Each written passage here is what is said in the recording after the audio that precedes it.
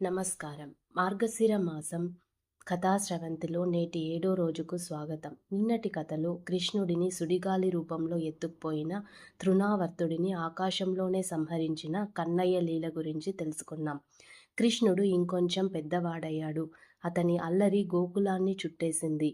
ఇరుగు పొరుగు ఇళ్లల్లోకెళ్ళి వెన్న దొంగలించడం, పాలు పెరుగు చిలకకుండా గోపికలను ఏడిపించడం, చివరకు తన ఇంట్లోనే కుండలు పగలగొట్టడం అతనికి నిత్య కృత్యమైంది. ఈ అల్లరిని యశోదమ్మ చూసి సహనం కోల్పోయింది. ఒకరోజు కృష్ణుడు వెన్నకుండ పగలగొడుతుండగా యశోదమ్మ చూసింది.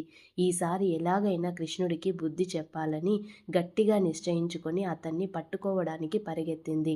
అయితే ఎంత ప్రయత్నించినా చిన్ని కృష్ణుడు ఆమెకు దొరకకుండా మాయ చేస్తూ తప్పించుకున్నాడు.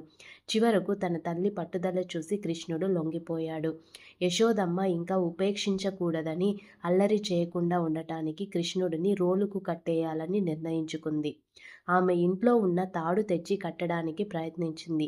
యశోదమ్మ తాడు తీసుకొని కృష్ణుడి నడుముకు చుట్టబోయింది. ఆశ్చర్యంగా ఆ తాడుకు 2 అంగుళాలు తక్కువైంది. ఇంకో తాడు కలిపింది. మళ్ళీ సరిపోలేదు. గోకులంలోని తాడులన్నీ తెచ్చి కలిపినా ప్రతిసారి 2 అంగుళాలు తక్కువవుతూనే ఉంది. యశోదమ్మ అలసిపోయి కన్నీళ్లతో నిస్సత్తువగా నిలబడింది. అప్పుడు కృష్ణుడు తన తల్లి ప్రేమ ప్రయత్నం చూసి దయచూపాడు. ఆ భగవంతుడు తనంతట తానుగా తాడుకు లొంగిపోయి కట్టుబడ్డాడు. ఈ లీల ద్వారా భగవంతుడు భక్తికి, ప్రేమకు మాత్రమే లొంగుతాడు అని నిరూపించాడు. నడుముకు తాడుతో కట్టుబడ్డాడు కాబట్టి కృష్ణుడిని దామోదరుడు అని కూడా పిలుస్తారు.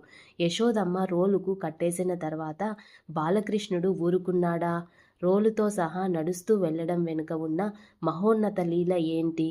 ఆ అద్భుత ఘట్టం గురించి రేపటి 8వ రోజు కథలో తెలుసుకుందాం.